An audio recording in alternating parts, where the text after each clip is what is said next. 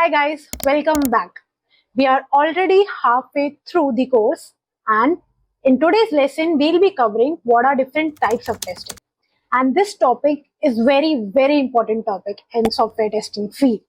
There are many types of testing and people are not clear about it, that how many types of testing are there. Even in software development life cycle, we don't do one or two types of testing. We perform many types of testing. It's just people don't know the terminologies. So let's study each and every type of testing. Let's get started.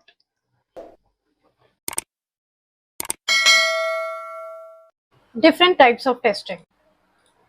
So firstly, software testing is divided into two parts. That is functional testing and non-functional testing.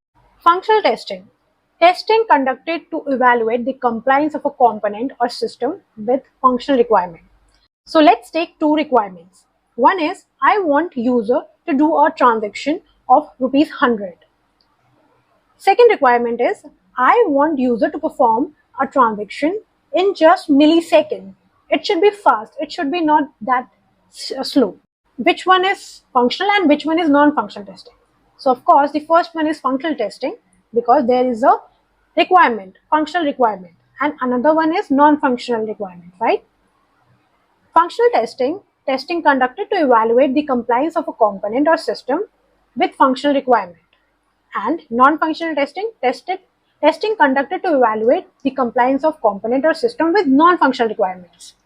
So you will understand more of these terminologies when we'll study what are different types of testing under these two types. Okay. So let's study what are different types under functional testing and non-functional testing. So functional testing consists of four different levels, that is unit testing, integration, system and acceptance. We have already covered these four topics in our previous video. So to understand these topics, you can go and check out my previous video. Let's see what these different levels consist of. So unit testing contains branch testing, integration testing consists of component and system integration testing. System contains smoke testing, sanity testing, monkey testing, end-to-end testing. And acceptance, of course, contains alpha testing and beta testing. So let's have a look on non-functional testing. Non-functional testing consists of performance, compatibility, usability, and security testing. These topics we'll be covering in second part of this video. So today we will be covering completely functional testing. So let's start with unit testing, and unit testing consists of branch testing. So let's see what is branch testing. If you can recall that unit testing was done from developer end, right? Developer used to write the code and add their unit test cases. So branch testing is also somewhere related to developers and the code, right? Branch testing, also known as decision testing, aims to ensure every possible branch of a program controls flow is executed at least once during testing. It focuses on verifying both the true-false outcomes of the condition statement, like if, else, or switch statement. So in this testing, coder verifies that whatever if, else statement, or you can say program he has written, that each and every part of that program is working. Each and if, else condition are working. So let's say if we want that if such situation happens, the code should show us this message, or maybe code should show us this exception, right? So these all verification is done at branch testing level, or you can say unit testing level. Okay, branch testing is a type in unit testing level. There are many more types, but branch testing is one of the important one, whereas they don't ask different types of testing of unit testing in interviews. They just there are many other types which are very frequently asked. So we'll cover just branch testing and unit testing for now. Okay.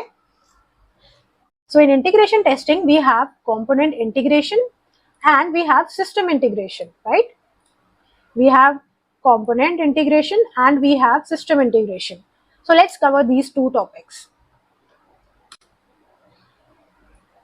Component integration testing.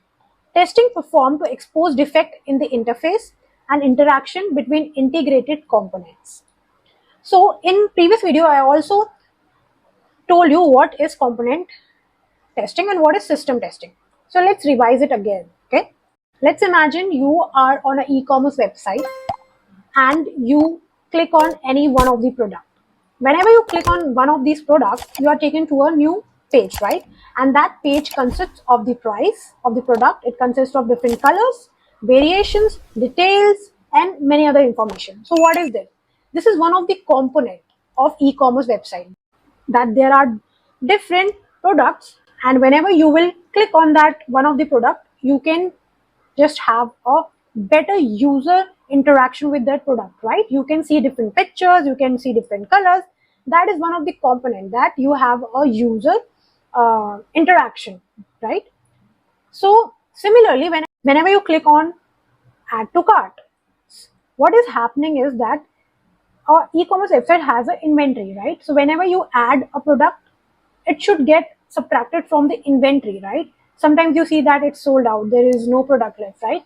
So this is one another component, that something is going behind the scenes, right? There is an inventory. This is not just you are just adding it to cart, there is much more code written behind, and this is one component. And when you go and click on buyout button, then you are taken to a payment gateway, right? Payment page. This is another component. So this is complete one flow, but that one flow consists of different components, right? This complete flow was not coded in a single flow. Small parts of code that makes a complete flow. So over here, you verify component integration when all these components are put together, whether they are working fine or not. So that kind of testing is known as component integration testing. Okay. So now let's revise system integration testing.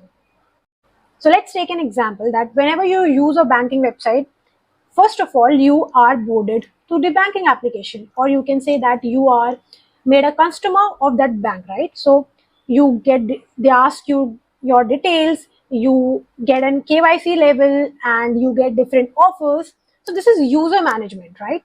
Then the other part of the banking application is that there is transaction, right? Transaction is happening. That is different part. That is different microservice, you can say, right? And you perform transaction, you get fees deducted, you get some cashback, bonuses, right? And similarly, on the other part, you have points point system as well in banking system. So whenever you have few points in banking application itself, they have a page where you can buy something, right, with that points.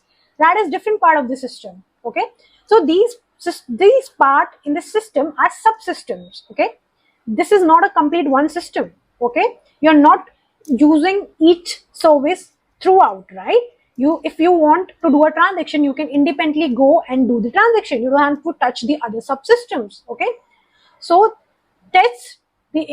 system integration testing tests the interaction between different systems, packages, microservice, and maybe done after system testing. Okay, so firstly, independent system testing is done, and then system integration testing is done. So I hope these examples are clear to you. Okay, so we have covered branch testing, system testing, and component integration testing. Okay, so now let's move to next level. So our next level is system. In system level, we have smoke testing, we have sanity testing, we have monkey testing, and we have end-to-end testing. So first we will start with smoke testing. Okay, so we are covering smoke testing and sanity testing parallel, and this is very important question. Very important question. They will ask you in every alternative interview. You get to ask what is smoke testing and what is sanity testing, and it is one of the most confusing questions. People just get confused because mostly they are not using smoke testing term in their daily life. They use sanity as a term much more, right? So let's start with what are difference between smoke testing and sanity testing. Okay, so smoke testing. Smoke testing is steady enough to perform further rigorous testing that the basic functionality are working properly. Okay, so whenever you are doing smoke testing, you make sure that you can perform further testing again. Okay, steady enough to perform further regression testing and that the basic functionality are working fine. So whenever you're performing smoke testing, that means you are performing basic testing, basic functionality testing first, and then you will perform the sanity testing. Okay, So smoke testing comes first in picture. Okay. Test documents and scripts are made for future references because smoke is verifying that the basic functionality is working fine or not. Then only you can go into further testing. So here we are performing test documentation as well. We are writing these scripts, right, for further references. There are sets of test cases which need to be ran to verify all functionalities are working fine. So you have to write or you have to perform tests of basic functionality first, right? Now, for example, in e-commerce website, the basic functionality is a user will be using the website. He will add some product into the cart, and then he will do buyout. He will do the payment and stuff. So this is one of the flow. This is one of the functionality, right? So we have to verify the basic functionality, and that comes under smoke testing.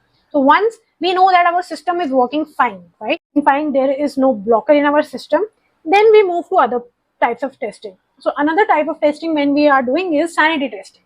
So sanity testing is done after the stable build. Determine the system correctness.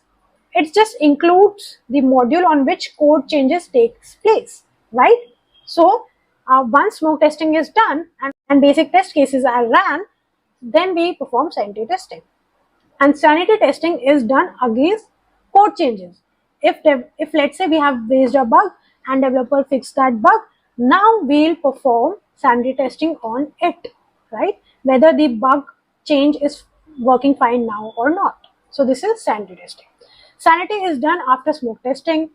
There is no test document or test script needed for this testing, so no further references will be available. So we just check it and we just close it, okay? Only that part which is fixed or added in the system is tested over here. So in smoke testing, complete system was getting verified or tested, right? And over here, only a small part which is fixed or which is added new to the system is getting tested. So this was smoke testing and sanity testing. You just need to go it properly, and this is very important. So let's move to next topic. So our next topic is monkey testing.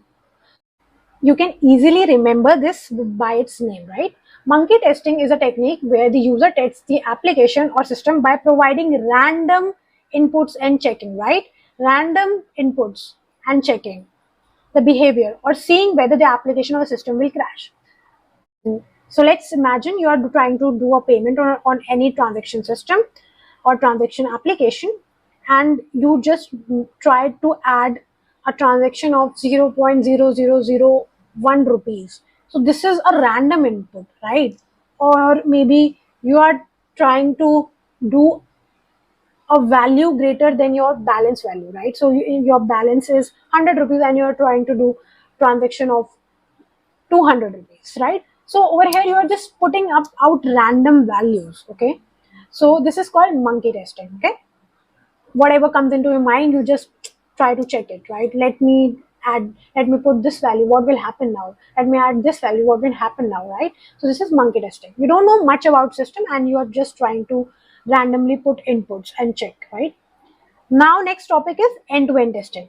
So end-to-end testing is a software testing method that involves testing an application workflow from beginning to end. This method aims to replicate real user scenarios and to validate the system for integration and data integrity.